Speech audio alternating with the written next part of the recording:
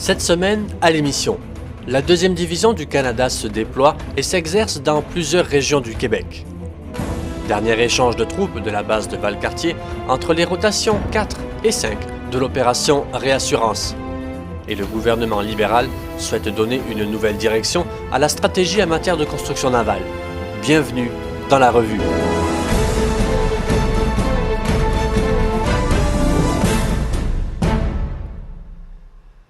Les Forces armées canadiennes du Québec sont en plein exercice ces jours-ci. De Povuniktuk à Saint-Jean, 3 grands scénarios.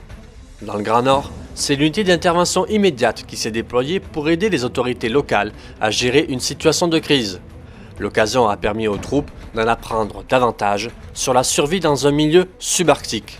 Plus au sud, le groupe bataillon territorial Montréal était au Collège militaire royal de Saint-Jean pour répondre à une autre crise, mais a dû faire face à de nombreux défis avec plusieurs incidents simulés. Au Saguenay, l'une des principales tâches que le groupe bataillon territorial Québec a eu à accomplir dans le cadre de l'exercice Réaction royale 2016 a été la sécurisation des installations de la base des forces canadiennes Bagotville. Apple est dans le collimateur du FBI alors que celui-ci est toujours incapable d'accéder au contenu du téléphone de Syed Farouk 2 mois après la fusillade de San Bernardino qui a fait 14 morts en Californie. Le patron d'Apple, Tim Cook, a défendu sa position dans le bras de fer qui oppose son groupe au FBI, qui veut l'obliger à débloquer un iPhone au nom de la lutte contre le terrorisme, en affirmant que ce serait mauvais pour l'Amérique. For many years, it's been clear that the detention facility at Guantanamo Bay does not advance our national security.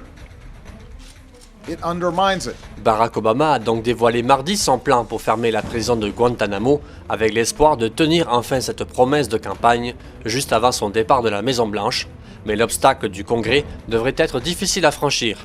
En cette année au pouvoir, il n'a pas réussi à faire bouger les lignes. Un deuxième et dernier groupe de militaires de Valcartier est parti lundi matin dans le cadre de la participation du Canada à la 5e rotation de l'opération Réassurance en Europe centrale et en Europe de l'Est.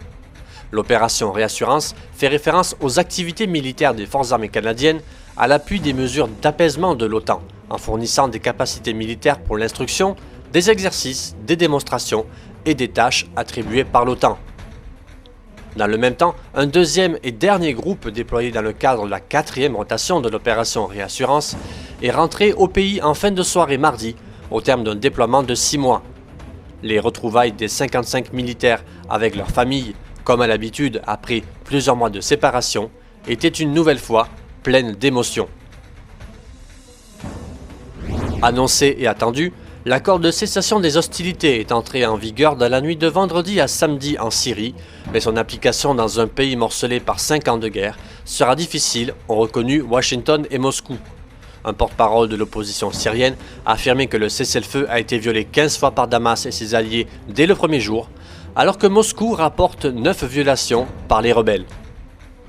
Des forces spéciales françaises sont présentes en Libye et mèneraient des opérations clandestines contre des cadres du groupe État islamique.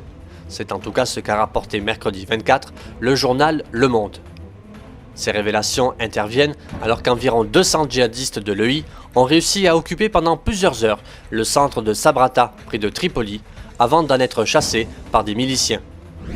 Le gouvernement libéral aimerait changer de cap pour accélérer la construction des navires de la Marine royale canadienne, notamment avec l'aide de Steve Brunton, un contre-amiral à la retraite de la Marine royale britannique, qui possède une vaste expérience de la supervision de programmes de construction navale et d'acquisition navale.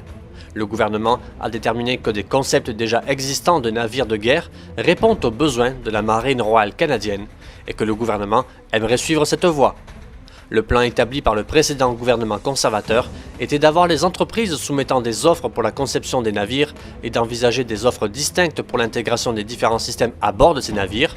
Or, le nouveau gouvernement libéral veut désormais combiner ces deux processus avec un concepteur et intégrateur unique.